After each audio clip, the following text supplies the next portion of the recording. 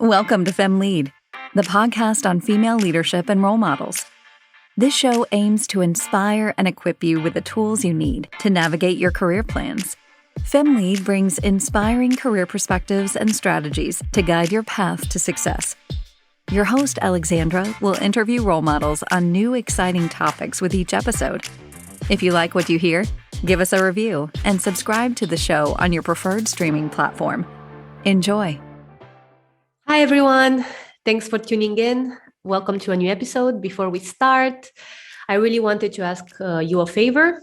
So if you're listening to this, it means that the voting for People's Choice Awards at the Nordic Women in Tech Awards has started. We are top 5 finalists in the Initiative of the Year in the Nordics. And now we have the opportunity to be voted as People's Choice Award winners. So in case you see this message, I would really want to encourage you to go on our website, check our social media and vote for us in order for us to share FemLead podcast with more people and also to be recognized in the Nordic tech ecosystem. Thank you so much. Enjoy this episode. Welcome everyone to a new episode of FemLead. Today we are talking about a topic that is more personal than we're used to. And it is up to each and every one of you to decide how to approach it. To help, I invited a coach that will cover the topic of boundaries. What are boundaries, how to address boundaries at work, and what is important to understand in your personal journey to self-improvement. Without further ado, let me welcome our guest for the day. Our guest is an embodiment and leadership coach, and she is on a mission to help purpose-driven entrepreneurs tap into their infinite potential as leaders through fully embodying their truth and deepest alignment so they can amplify their impact in this world. She has coached hundreds of entrepreneurs and leaders around the world. Her unique and refreshing wisdom and vulnerability are sure to profoundly impact listeners. I'm very excited to welcome our guest for the day. Please, without further ado, give a hand for Sigrid Tasies. Welcome, Sigrid. Thank you so much for joining us today. Thank you so much for having me. I'm excited. We talked about having this discussion about boundaries, something that is deeply personal and something that we don't really talk about in our daily conversations, either with friends, but particularly at work.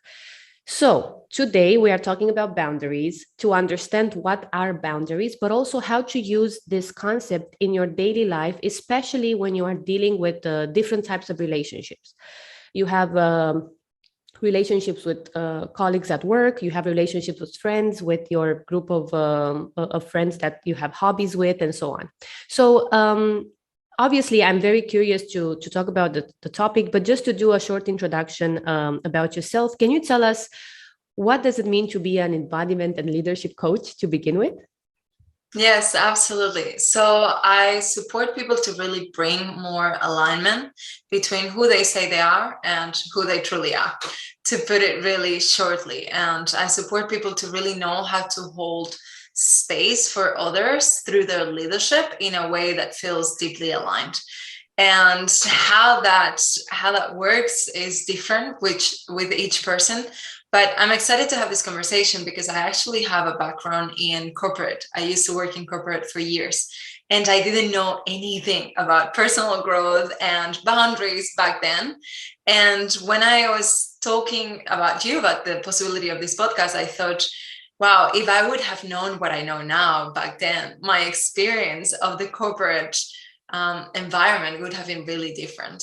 So I'm excited to see how this conversation goes and definitely to see what value we can provide for the people that are wanting to do this work while in corporate environments.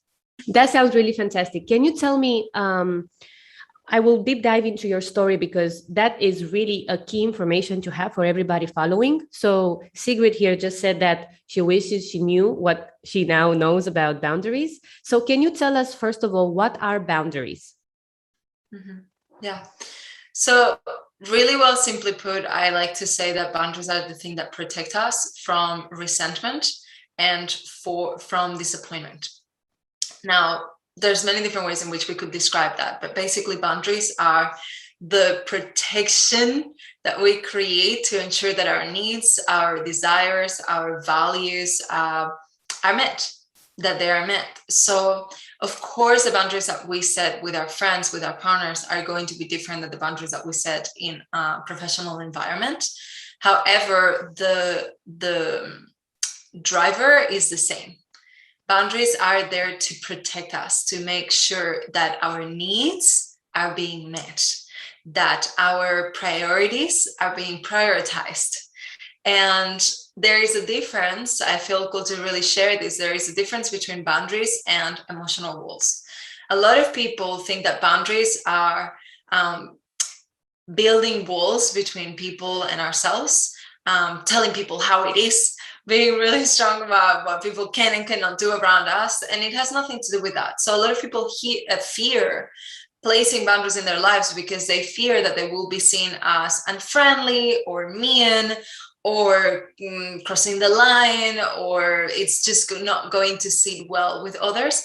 But when we're coming from a space not of fear, not of rejection, not of anger, but from a space of self-honoring, just wanting to make sure that what we need is taken care of, then boundaries can be really fluid. They don't necessarily need to be this harsh, hard to put in place thing. And the reason why I say they protect us from resentment and from disappointment is because when we don't have healthy, firm boundaries, we allow others around us to constantly do things that may be crossing our boundaries, that may be crossing our line, that may be in misalignment with what we need, with what is important for us, with what we really desire. And when that happens over time, resentment starts to build. So while it might be uncomfortable at first to have certain boundaries with people and say, I actually don't feel like doing this, or when you speak to me this way, it actually doesn't feel good, or, hey, I'm super happy to help you with this project, but I first need to finish my project because otherwise I won't have free time on the weekend, or I won't have space to be with my partner, or I promised my other friend I would do this other thing, or my plate feels full and I need a nap, whatever it is.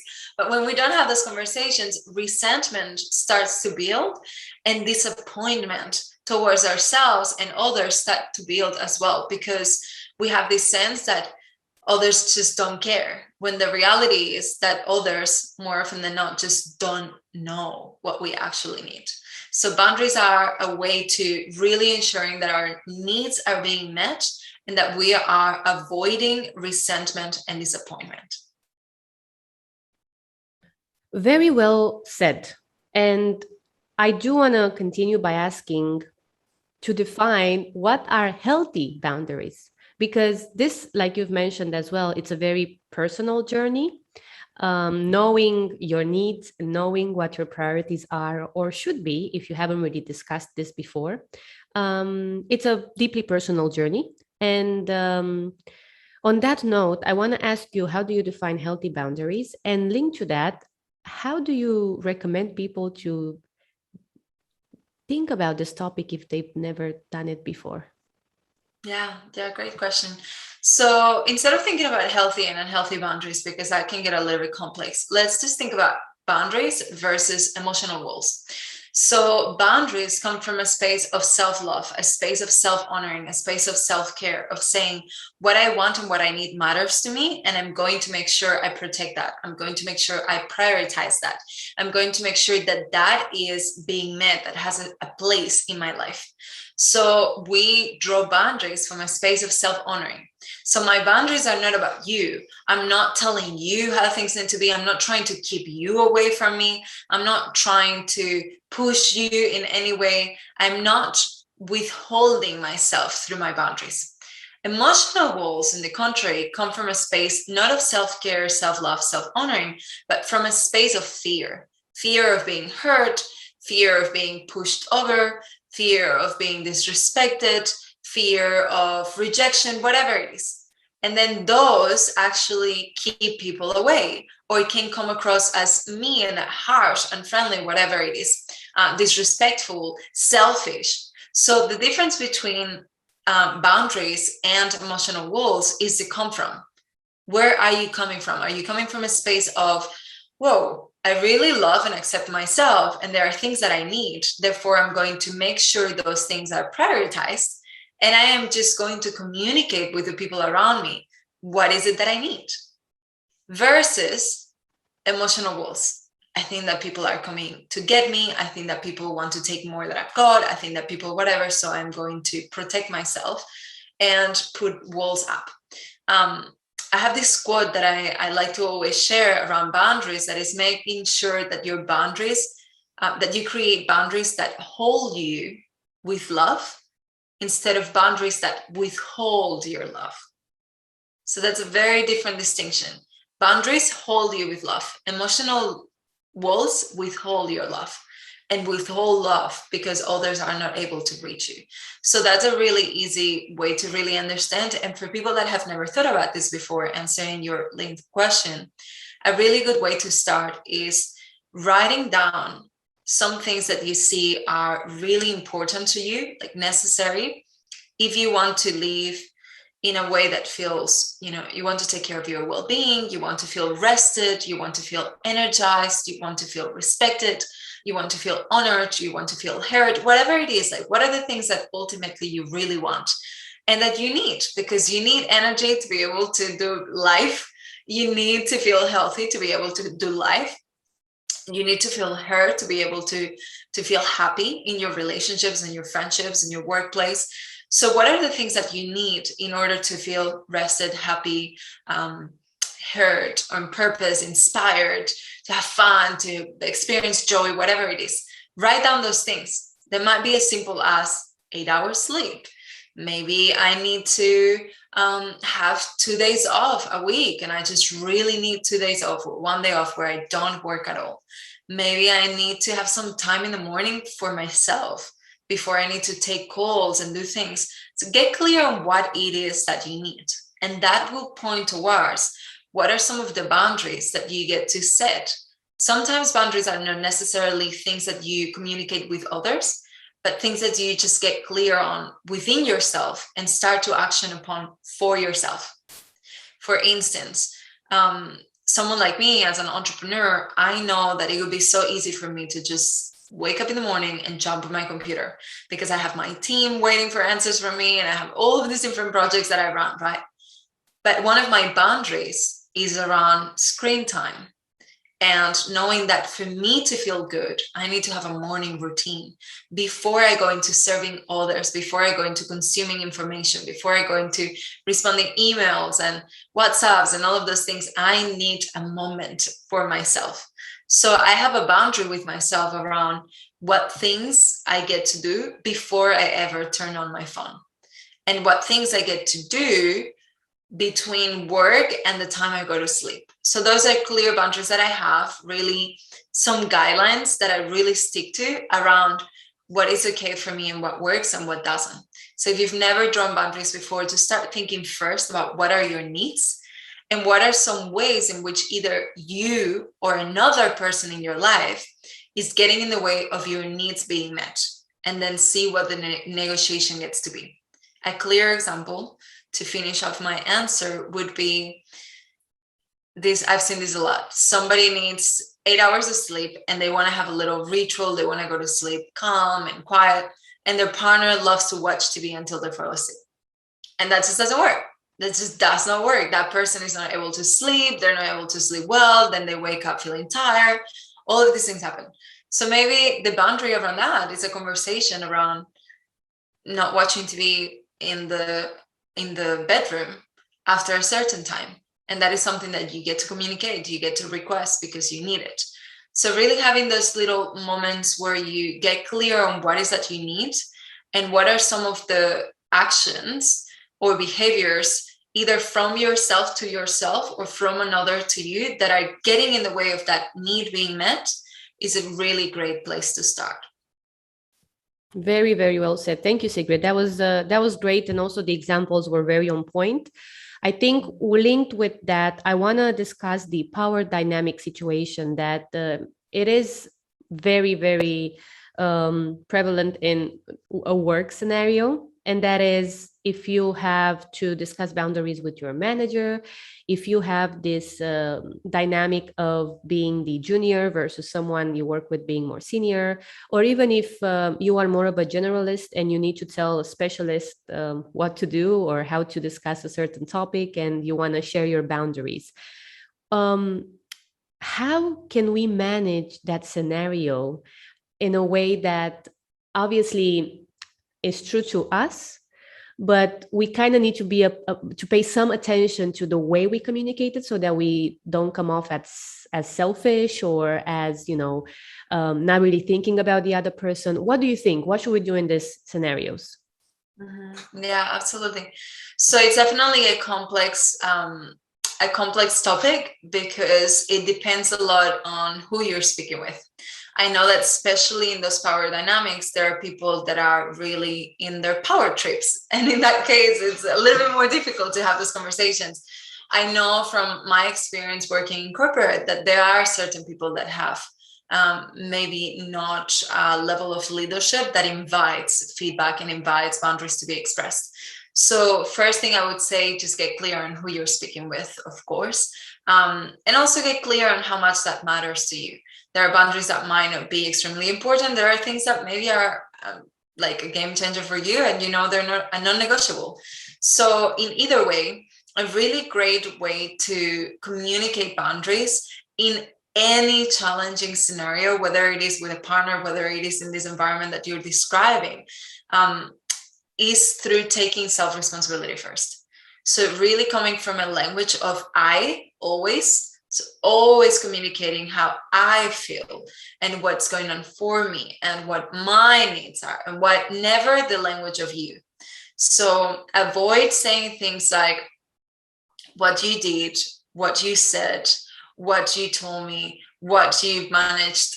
Avoid the word you as much as you possibly can. And really, if you're new to this, something that can help is actually writing it down and really writing it down and see how it feels best to communicate from a space of I. Just start with the knowing that nobody owes you anything. This is something that we really get to get clear on. And it's difficult. It's a whole other conversation around self-responsibility, but nobody owes you anything. That is the truth. No one. Not your partner, not your best friend, not your mother, not your father, definitely not your boss, definitely not your manager. Nobody owes you anything. Now, it is important that you honor your needs. It is important that you communicate your boundaries.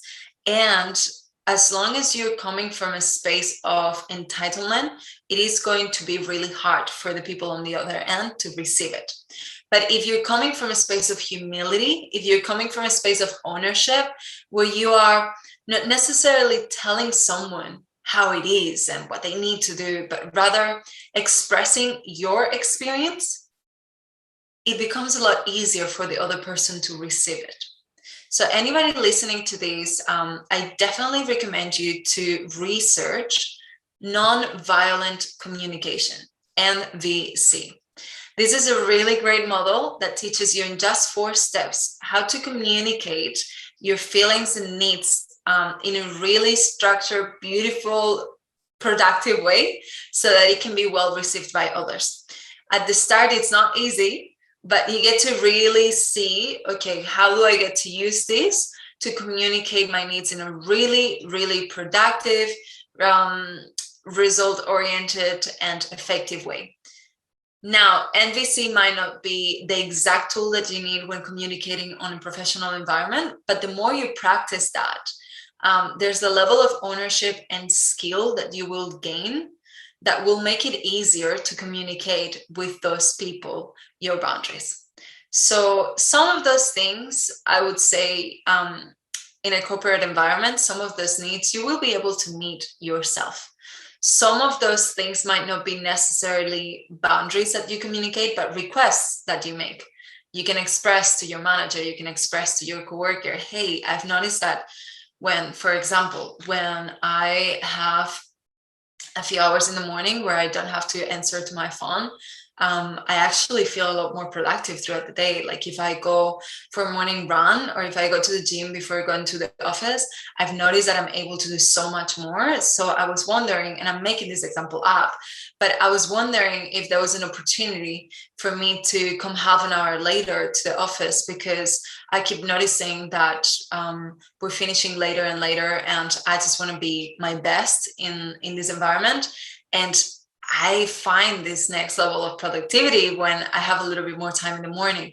Would that be possible? So it's this conversation that is still honoring your needs, maybe not necessarily going into a boundary setting, but the results can be the same.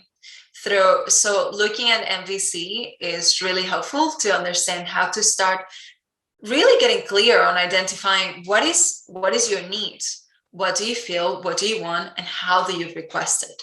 So I would definitely encourage people to look at that, as I feel like drawing boundaries with people in corporate environments that are maybe in a position, in a role that is maybe managing you, can be a little bit tricky. But with this model, it could become a lot easier to understand how to do it. Thank you so much for giving so specific and actionable advice. When we talk about setting boundaries at work in our personal life, we also talk about, it's included the fact that some people have some traumas that they need to consider that they haven't really looked at. And this is not necessarily something new. A lot of my listeners have listened to some episodes with different guests where we discuss the importance of dealing with some of the luggage that you have, either from growing up or being in situations that were stressful and were never really dealt with. When it comes to people with difficulties setting boundaries, who are stuck in a context where past traumas don't let them evolve from those situations, how do you advise them to treat this subject that might be quite difficult for them to consider at this point? And this can also translate to something you've said in the beginning about fear. So coming from a place of fear rather than love, and going into a professional environment, feeling that you're constantly watched or under pressure, or you have some sort of fear that you will fail. How do we treat this subject if we are not really that mindful or settled in our way of dealing with the situation? Yeah. Well, I would love to give you a 3-step process for this. I actually feel like in this specific scenario, the best answer I could give you is for these people to look for a professional they can work with. Because oftentimes we look for the quick fix and we look for the 3-step process or the journaling prompt or something that we can do. But when we're speaking about trauma, when we're speaking about something that we carry in our nervous system, in our subconscious mind, it is really tricky to actually move past that by ourselves on our own. And oftentimes when we don't achieve it, we judge ourselves for not achieving it. And we think that maybe something's wrong with us. And why am I feeling this way? And why am I not over this already? But the reality is that we all of us have trauma. Big T trauma, small t trauma. We all have trauma. The definition of trauma is anything that happened too fast, too much, too soon for the nervous system. And it can be in an emotional, physical, or mental way. We all have experienced trauma. You don't need to have a near-death experience or extreme abuse to have trauma. We all have been exposed to trauma. So in that understanding, if your trauma is getting in your way, I would recommend that you really make it a priority to look for support, to work with a trauma-informed coach. I support a lot of my clients with this, or to look for a counselor or a psychotherapist, somebody that is trauma-informed, that actually is able to support you. Personally, my experience working with psychotherapists and coaches, I personally prefer coaching because it's a lot more action and healing oriented. For some people, psychotherapy works better and counseling works better. So find what it is that works best for you, but really look for somebody that has the skills to hold space for you and to support you, because you could be listening to all of the podcasts and reading all of the books on how to get over this, but trauma is there until we release it. And you could be just making it harder for yourself, thinking that something's wrong with you, while maybe everything that's needed is for you to actually go and work on your trauma with somebody that has the tools to support you through it. Thank you, Sigrid. What are the most frequent pieces of, let's say, reflection that you have noticed from your work with hundreds of clients when people start this journey of discovering themselves, personal growth, setting boundaries? What do they most often discover? What reflections do they share with you? Obviously, no specifics, but what do you feel are common pieces of reflection that people do share with you that maybe are good to know for everybody listening? Yeah. So when I run setting boundaries, I know a lot of people get surprised about how good it feels to start with, how liberating it feels, how people can actually respond really well to it. In the same way, something that a lot of people realize is that sometimes when you start setting boundaries, there are people that have maybe been benefiting from you having no boundaries that don't necessarily like this new version of you setting boundaries. What that does, though, is it allows you to see what relationships are balanced and you are receiving and giving in that friendship, in that relationship, in that partnership, whatever it is, and what relationships maybe were not so balanced and somebody was benefiting from you having no boundaries and always putting yourself last. I feel like it's really empowering for people to really find this sense of, I can speak my truth and I can put myself first, and I have so much more time and energy because I'm putting myself first. So there's a level of excitement and a level of, I can't believe I haven't done this before, that the majority of my clients go through. And there's definitely also an aspect of fear that gets triggered at the start. So if that happens for you, like you set a boundary and then you spend hours, and of course, when I say for you, I mean anybody listening, if that happens, that you put a boundary, set a boundary, and then spend the rest of your day replaying the conversation in your head and wondering if you said the right thing or you should have said it somehow else, or what is the person going to say, and do people hate me now or whatever. Just know that that is normal. That happens to most people when starting to draw clear boundaries and starting to really do anything differently, really, because we have based our identities and our personalities around a specific way of being. So when we start shifting and changing how we are being, there is a level of discomfort and a level of fear around that. But I would say the majority of insights that I hear around it is, it's easier than I thought. It's not so bad. And it feels really good. Awesome. Well, I do hope that people listening to this conversation will really consider this topic as part of their daily practice, if it's not really a thought that comes to mind, because my next question is about, beyond the discussion that we're going to have today and some people noting down some of their needs and how they want to be living their life daily and how to prioritize themselves. In time, this practice might just vanish because we are busy and the world is constantly in motion.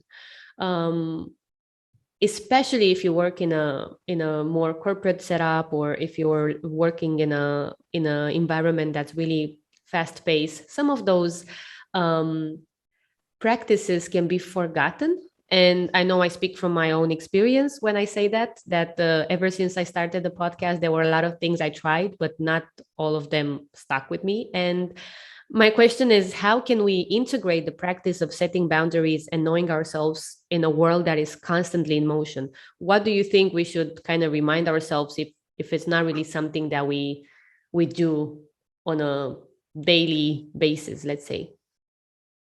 Yeah, that's a really great question. So in order to really stick to any practice, we have to find leverage. We have to find something that's worth sticking to, right? So if we're just doing a practice of boundaries because it sounds cool and we listened to it in a podcast and it made sense and we just want to try it out, then yes, of course, whenever something more important or urgent comes along, we're going to go and do this other thing. So to find leverage, what I recommend is to actually get clear on how will your life look 30 years from now if you don't do anything about the things that you are not setting boundaries around right now. So if you know that you're constantly tired and exhausted because your partner wants to watch TV until 1 a.m. and you have to wake up to go to the office the day after, how would it be if you keep doing that for 30 more years? How do you feel if you're already frustrated and it's been happening for a year, 2, maybe just 3 months? How do you feel it's going to feel? How do you think it's going to feel 30 years from now if that just continues to happen? That will kill your relationship or your marriage, will probably impact your nervous system in a really harsh way, and could lead you to adrenal fatigue, burnout, not being able to work, therefore not being able to make money, therefore not being able to afford all of the things that you have.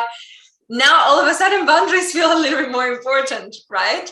So it's really getting clear on what is the cost, because everything has a cost.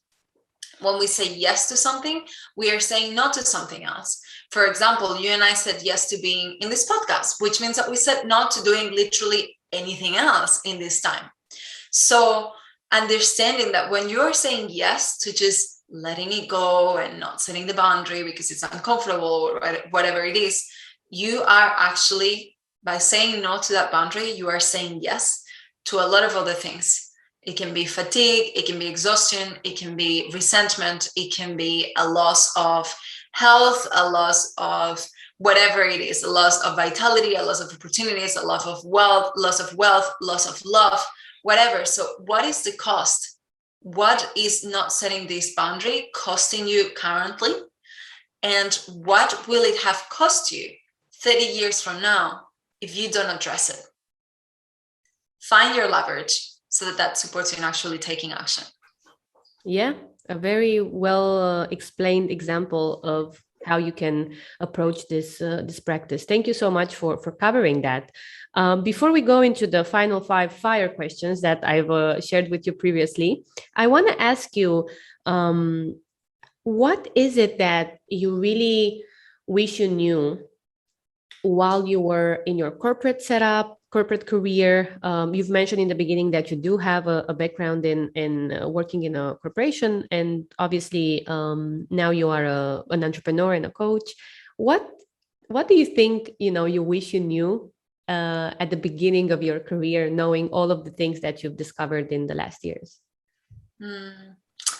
So I gotta be honest, I find it hard to answer the wish I knew questions, because I come from the belief that if I would have known things differently back then, things would have been differently. And I really love where I am today, and I love who I am today.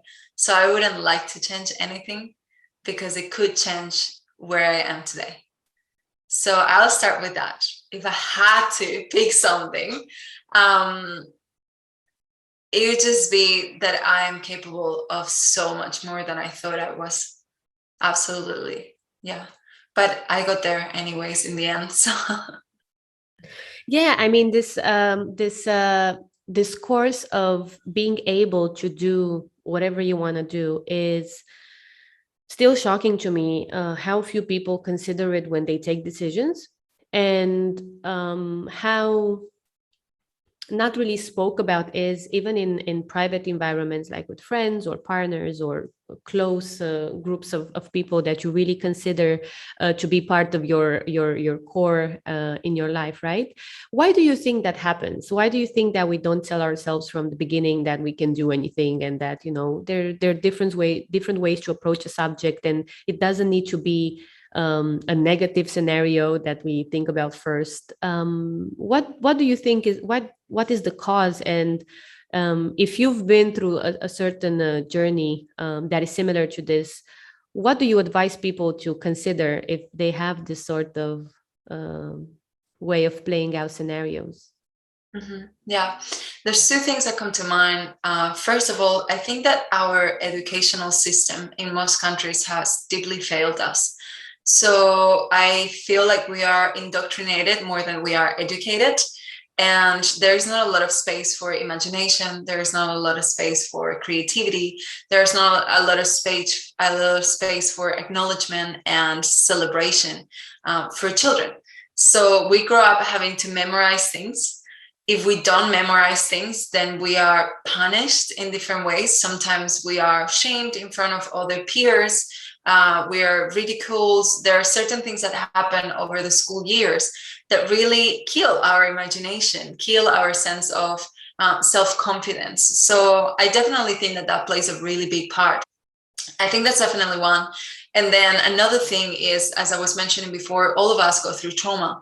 And when we go through trauma as children, we create misunderstandings, things that we believe about ourselves and what we're capable of, what we're safe to be, do, and have, that are not in alignment with reality, but in alignment usually with our cultural and family conditioning. And then with what that little girl or little boy at a really early immature age can get to rationalize and believe, right? So until we do the work on ourselves, until we start to unpack all of our beliefs, the things that we took as truth about ourselves and about the work and how you do life and how you don't do life, all of that, it's really difficult to have a bigger view of what's possible. So because of that, I didn't know that anything else was possible. And it wasn't until somebody that had the skills and the training to really make me question my reality that I started to go, oh, what if there was something else? Fast forward to some years, I was able to build a company from 0 to multiple six figures all by myself, have a top ranking podcast and publish a book and public speak all around the world and create all these exciting projects. And none of it would have been possible if I wouldn't have met that woman and start to really unpack my beliefs about myself and about the world and about work and about possible and not possible. So for anybody in this journey, I also recommend find someone that can support you to really expand your viewpoint, because we are capable of so much. I am not any more special than anyone listening to this podcast. I just took the leap and said yes to following a life that felt more exciting and more beautiful and more in alignment. So whatever is true for you in your heart, I definitely do recommend that you find someone that can help you.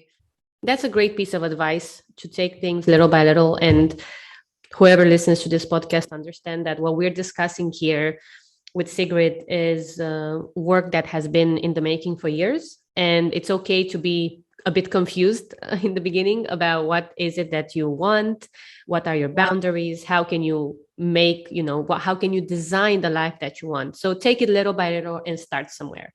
And on this note, I would go to the final 5 fire questions, Sigrid. So fire 5, what is one book you think everyone should read, Sigrid? I'm going to say The Power of Now. Thank you. Best piece of advice you have ever received? There's nothing more conscious, more mature, more advanced, or more spiritual than accepting yourself. Who is your role model? Mother Earth. If you were to have another career, what would you choose to do? I have 3. I would either be a professional ice skating person. I don't know how you call that. I would be an interior designer or a DJ. Wow. So you would be an artist. Any of those things. You would either be an athlete or an artist. Got it. If you could change places with someone, so change seats or change scenarios with someone else, who would it be and why? Just momentarily.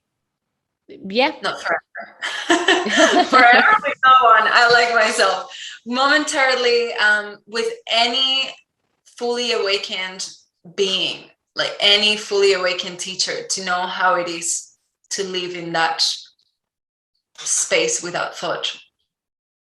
Yeah. Thank you. Thank you very much. So those were the fire 5 questions.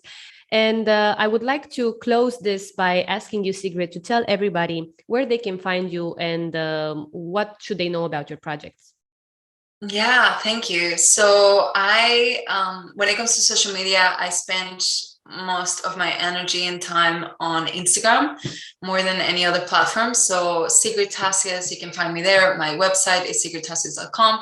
I do have Facebook. I don't pay much attention to it. So Instagram is the place to find me.